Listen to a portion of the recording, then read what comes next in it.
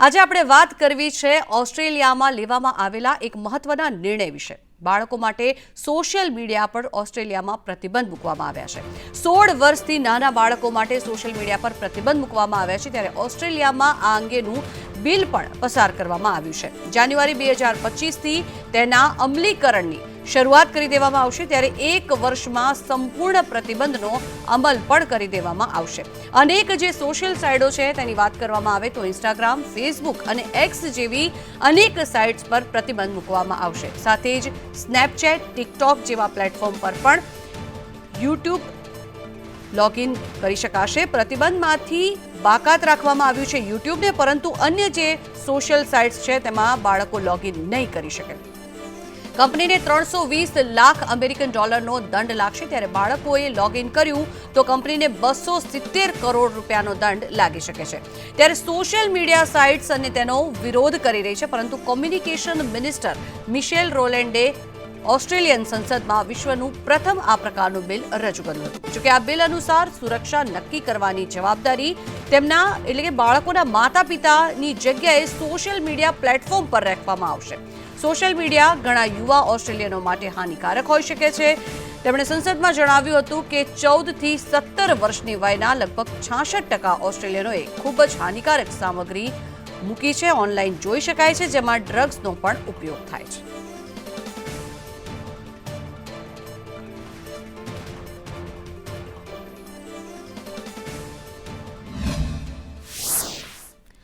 તો આપણી સાથે મનોચિકિત્સક જોડાયા છે કલરવ મિસ્ત્રી। જી કલરવજી, સ્વાગત છે આપનું સંદેશ ન્યૂઝમાં।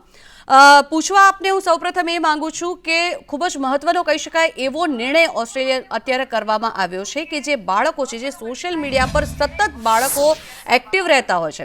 અત્યારની પરિસ્થિતિ તો કંઈક એવી થઈ ગઈ છે કે જો નાના બાળકોને જમાડવા હોય કે એ લોકોને સુવાડવા હોય તો એ લોકોના હાથમાં પણ મોબાઈલ આપવો પડે તેવી માનસિકતા અત્યારે બાળકોની થઈ ગઈ છે, અને એના કારણે ઘણા બધા બાળકોને નુકસાન પણ થાય છે। તો આપની શું પ્રતિક્રિયા છે આજે નિર્ણય લેવાયો છે તેને લઈને?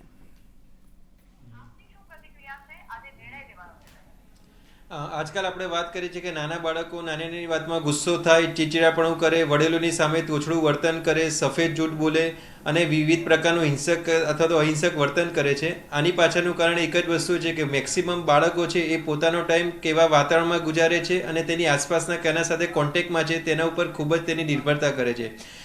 સાથે સાથે બાળકોની વાત કરીએ કે સ્કૂલમાંથી, કોલેજમાંથી ડીન, પ્રિન્સિપાલ અને પેરેન્ટ્સની પણ કમ્પ્લેન આવે છે કે બાળકનું સતત સોશિયલ મીડિયાનું વળગણ વધી રહ્યું છે, એટલી હદે વધી રહ્યું છે કે બાળકોને જો તેની જીદ પૂરી કરવામાં નહીં આવે અથવા તો મોબાઈલ કે સ્ક્રીન ટાઈમ જો હટાવવામાં આવે અથવા તો ઓછો કરવામાં આવે તો તે હિંસક વર્તન કરે છે, પોતાની જાતને નુકસાન પહોંચાડે, સેલ્ફ હાર્મિંગ કરે અથવા તો એટલી વધે કે કદાચ સુસાઇડની પણ ધમકી આપતા હોય છે।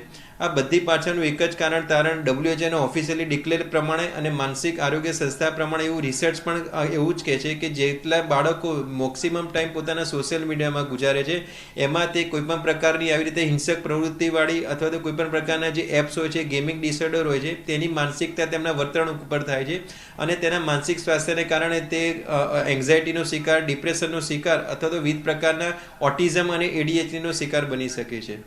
કલરવજી, એક જો સર્વે કરવામાં આવ્યો હતો ને એમાં સામે આવ્યું છે કે જ્યારથી આ મોબાઈલ અને સોશિયલ મીડિયાનું વલણ આટલું બધું વધી ગયું છે, ક્યાંક ને ક્યાંક એની જે અસર છે તે બાળકોની માનસિકતા ઉપર પણ થઈ રહી છે।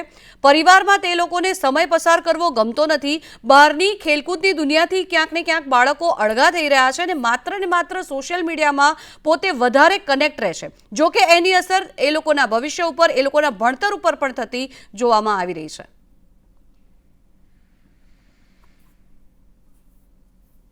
આપણે સોશિયલ મીડિયાની વાત કરીએ, આર્ટિફિશિયલ ઇન્ટેલિજન્સનો વાત કરીએ, એના પ્રાણું એવું છે કે ડિજિટલ કનેક્શન એટલા બધા વધી ગયા છે જેના લીધે ઇમોશનલ કનેક્શન ઓછા થઈ ગયા છે। વર્કિંગ પેરેન્ટ્સ છે, માતા પિતાને પોતાના માટે ટાઈમ નથી મળતો તો પોતાના બાળક માટે ટાઈમ નથી, એ જ બાળકને તે કેરગીવર અટેન્ડર સાથે અથવા તો પોતાનો મી ટાઈમ રિપ્લેસ કરવા માટે તે કોઈપણ પ્રકારના સ્ક્રીન ટાઈમ કે ઇલેક્ટ્રોનિક ગેજેટ્સથી તે ભરપાઈ કરે છે। આ ઇલેક્ટ્રોનિક ગેજેટ્સના લીધે બાળકનું જે ઉછેર થવાનું હોય છે તે પ્રેમ, સહાનુભૂતિ, લાગણી, તિરસ્કાર, ધિક્કાર એ પ્રમાણે જે ઇમોશનલ જે અટેચમેન્ટ ઇમોશનલ બોન્ડિંગ છે તેનો અભાવ રહે છે અને એના જ લીધે જે વન સાઇડેડ કોમ્યુનિકેશન થાય છે જેના લીધે બાળકની માનસિક સ્થિતિ પર અસર થાય છે.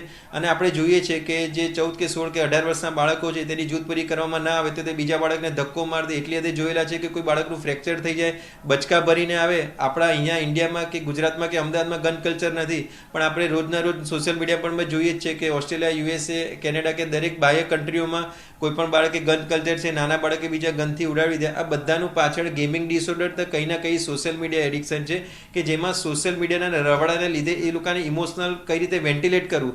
જ્યારે પણ તમે દુઃખી હોય તો માતા પિતાનું આ માધ્યમ દ્વારા ચોક્કસપણે કહીશ કે એક સારા શ્રોતા બનો, પોતાના મિત્ર તરીકે પોતાના બાળકને સાંભળો સારી રીતે, તેની સાથે સહાનુભૂતિભર્યું વાતાવરણ કરો અને લવ, લેટિટ્યૂડ અને લિમિટ મતલબ કે બાળકને છૂટછાટ પણ આપો, પણ સાથે સાથે તેને જે પ્રેમથી, ધીરજપૂર્વક, કાળજીપૂર્વક અને જો લિમિટ અને સંયમમાં ઉછેર કરવામાં આવે તો આપણે તેની માનસિક અથવા તો વિવિધ પ્રકારની જે માનસિક બીમારીઓ, જે એગ્રેસિવનેસ થાય છે અથવા તો હિંસક પ્રવૃત્તિ કરે છે અથવા તો વિવિધ પ્રકારના એડિક્શન કે જેને અમારી ભાષામાં જે ડિજિટલ એડિક્શન કહેવામાં આવે છે તેનાથી આપણે દૂર રાખી શકીએ છીએ.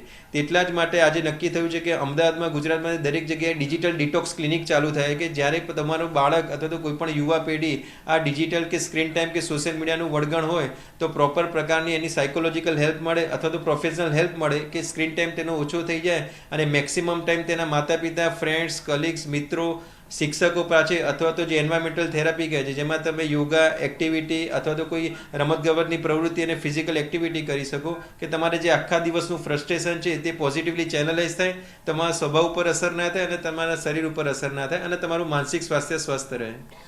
ચોક્કસથી કલરવજી, જો વાત કરવામાં આવે ને તો અત્યારની પરિસ્થિતિ સમય સાથે એ રીતની બદલાઈ છે કે નાના બાળકોની આંખો ઉપર પણ આ સ્ક્રીન ટાઈમની બહુ મોટી અસર થતી હોય છે. કારણ કે બને છે એવું કે વધારેમાં વધારે સમય બાળકો એ સ્ક્રીન પર વિતાવતા હોય છે અને તેના કારણે તેને એમની આંખો પણ ડેમેજ થાય છે.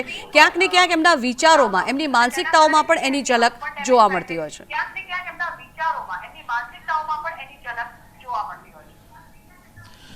સોશિયલ મીડિયાના એડિક્શનના લીધે 3 વસ્તુ ઉપર મુખ્ય પ્રભાવ પડે છે. પહેલી વસ્તુ છે કે સામાજિક મતલબ કે એ જ બાળક જે લગ્ન પ્રસંગોમાં, બર્થડે પાર્ટી કે પોતાના મિત્રો સાથે કે સ્નેહીજનો સાથે વાર્તાલાપ કરવાનો એની જગ્યાએ એકલો અતરો રહે છે, ગુમસુમ રહે છે, 10 વાર બોલાવીએ તો આપણે એક વારમાં જવાબ આપે છે. મતલબ કે સોશિયલી તદ્દન ડિટેચ થઈ જાય છે.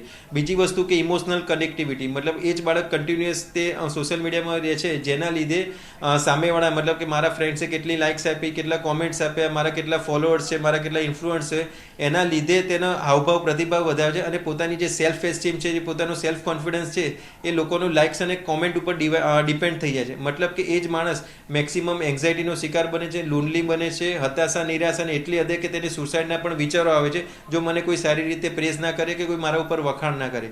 ત્રીજી વસ્તુ છે કે તમારું આર્થિક સંકળામણ, મતલબ કે તમે એટલા બાળકો જોયેલા છે કે દેખાદેખીના માહોલમાં એ વિવિધ પ્રકારના ગેજેટ્સ લાવે કે મારે અમુક બ્રાન્ડેડ જે છે એ જ મોબાઈલ જોઈએ, જો હું આ મોબાઈલ મારા મિત્રોની સાથે નહીં રાખું તો તેની સરખામણી કરે, મારો સ્ટેટસ સિમ્બોલ શું છે. તો આ જે દેખાદેખીને જે અધિરાઈનો જમાનો છે જેના લીધે બાળકોમાં કન્ટિન્યુઅસ જે પેરેન્ટ્સ ઉપર પણ ફાઇનાન્શિયલ બર્ડન થતું હોય છે અને આ દેખાદેખીના માહોલના લીધે તે કંઈ ના કંઈ આ સોશિયલ મીડિયાની જાળમાં ફસાઈ જતું હોય છે.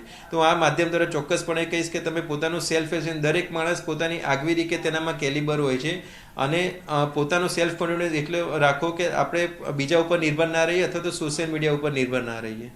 કલરવજી, લોકોની માનસિકતામાં બદલાવ ધીમે ધીમે એવો પણ આવે છે કે સમય સાથે એવું થતું હોય છે કે અન્ય લોકો કેવી લાઈફસ્ટાઈલ જીવે છે એની અસર પણ પોતાના જીવન ઉપર એ લોકો અપ્લાય કરતા થઈ જાય છે અને ક્યાંક ને ક્યાંક આત્મહત્યા હોય કે પછી બહુ જ નાની ઉંમરના જે બાળકો હોય છે એ લોકોના પોતાના માતા પિતા પ્રત્યેના પ્રતિભાવો બદલાઈ જતા હોય છે, તેમના વિચારો બદલાઈ જતા હોય છે. કારણ કે વધારેમાં વધારે સમય એ લોકો સોશિયલ મીડિયા પર વ્યક્ત કરતા હોય છે, પોતાના અંગત સ્વજનોથી દૂર થાય છે અને સોશિયલ મીડિયામાં વધારે લોકો સાથે કનેક્ટ થાય છે. તો આ જે વિચારધારા છે, આ જે માનસિકતા છે બાળકોની, એને બદલાવવા માટે શું કરવું જોઈએ? સ્ક્રીન ટાઈમ તો ચોક્કસથી ઓછો કરવો જોઈએ, પરંતુ એના સિવાય આપના થકી આપ કોઈ ઉપાય જો જણાવી શકો.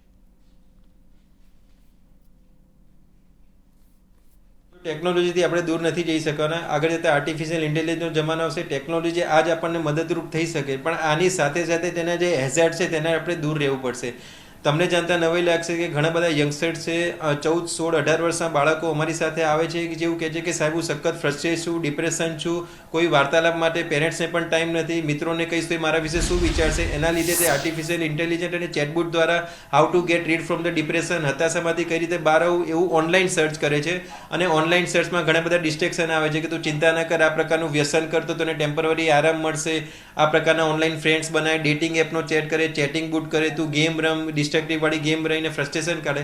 તો આ જે ડિજિટલ ડિસ્ટ્રેક્શનના લીધે તમને સાચી માહિતી નથી મળતી, જેના લીધે બાળકોમાં હિંસક વૃત્તિ વધી જાય છે અને એટલા બધા એડિક્ટેડ થઈ જાય છે કે છેલ્લે એ સોશિયલ મીડિયાના વળગણથી તે ડિપ્રેશન અને એન્ઝાયટીનો શિકાર બને છે. તો હું ચોક્કસપણે કહીશ કે તમારી લાઈફમાં કોઈ એક વ્યક્તિ રાખો જે તમારો માતા પિતા અથવા તો તમારો ભાઈ બહેન હોય અથવા તો તમારી ગર્લફ્રેન્ડ હોય કે બોયફ્રેન્ડ હોય, તમારી લાઈફમાં કોઈ એક પર્સન હોવું જોઈએ જેના લીધે તમે પોતાની મનની વાત કહી શકો. આપણે એવું કહેવાય છે કે શેરિંગ ઇઝ ઓલવેઝ કેરિંગ. જ્યારે પણ તમને કંઈ પણ વાતનું દુઃખ હોય તો કોઈની જોડે શેર કરો, દિલ હલકું થશે, તો મગજનો ભાર ઓછો થશે અને તમને ડિપ્રેશન, એન્ઝાયટી અથવા તો માનસિક બીમારીથી દૂર થઈ શકે.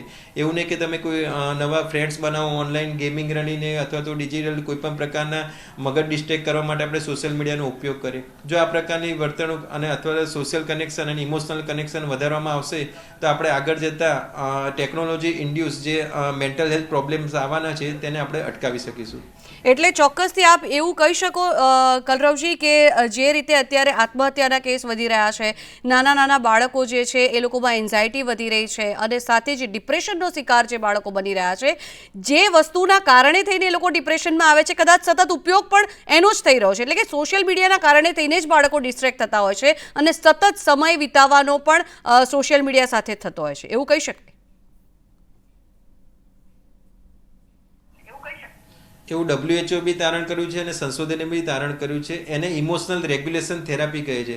આપણે આજે જાણીએ છીએ કે આર્ટિફિશિયલ ઇન્ટેલિજન્ટ કે ટેકનોલોજી કે કોમ્પ્યુટર દ્વારા એ લોકો મેથ્સ, સાયન્સ, ઇંગ્લિશ અને પ્રિડિક્શન શીખી શકશે, પણ આ જે ઇમોશન્સ રેગ્યુલેશન થેરાપી છે કે તમારો હાવભાવ કઈ રીતે છે, તમારે ગુસ્સો નિયંત્રણ કઈ રીતે કરવો અથવા તો સ્ટ્રેસ કઈ રીતે દૂર કરવો, એ હંમેશા એ કોઈ નિયંત્રણ અથવા તો કોઈ સોશિયલ મીડિયા નથી શીખવાડી શકે. ઉલટાનું એન્ઝાયટી, ડિપ્રેશન અથવા તો અધીરાપણું તમારા સોશિયલ મીડિયાના ઉપયોગથી વધશે જ. તો આના જ માટે જે ઇમોશનલ કોટન કહેવાય છે કે તમારે કંઈ પણ પ્રકારની સ્થિતિમાં તમારા જે સંયમ છે અથવા તો તમારા જે ઇમોશન્સ છે એ વેન્ટિલેટ કઈ રીતે કરવો, એના જ માટે તમારે સોશિયલ સાથે કનેક્શન થાવ અને એન્વાયરમેન્ટલ સાથે કનેક્શન થાવ અને મેક્સિમમ હ્યુમન ટચ મતલબ કે તમારે માતા પિતા સાથે, તમારા ટીચર્સ છે અથવા તો તમારા રોલ મોડલ છે એની સાથે વાર્તાલાપ કરવાથી એ જેમના જે એક્સપિરિયન્સ છે તેને તમારી પર્સનલ લાઈફમાં જો ઇન્ડ્યુસ કરવામાં આવશે તો તમે ઇમોશનલ રેગ્યુલેશન થેરાપી કરી શકશો અને તમે સ્ટ્રેસ મેનેજમેન્ટની ટેકનિક્સથી દૂર રહી શકશો. એને કહેવાય છે માઇન્ડ રિલેક્સેશન થેરાપી.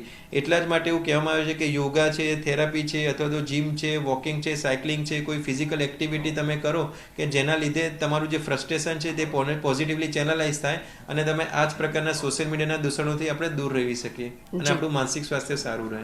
જી કલરવજી, ખૂબ ખૂબ આભાર આપનો સંદેશ ન્યૂઝ સાથે જોડાવા બદલ. અને ખાસ કરીને અત્યારે જે બાળકો માનસિક રોગોથી પીડાતા હોય છે, જે સોશિયલ મીડિયાના કારણે થઈને વધારે તે લોકોમાં એન્ઝાયટી આવી જતી હોય છે, ડિપ્રેશનના શિકાર બનતા હોય છે, એ બધી જ બાબતોથી તે લોકો છુટકારો મેળવી શકે.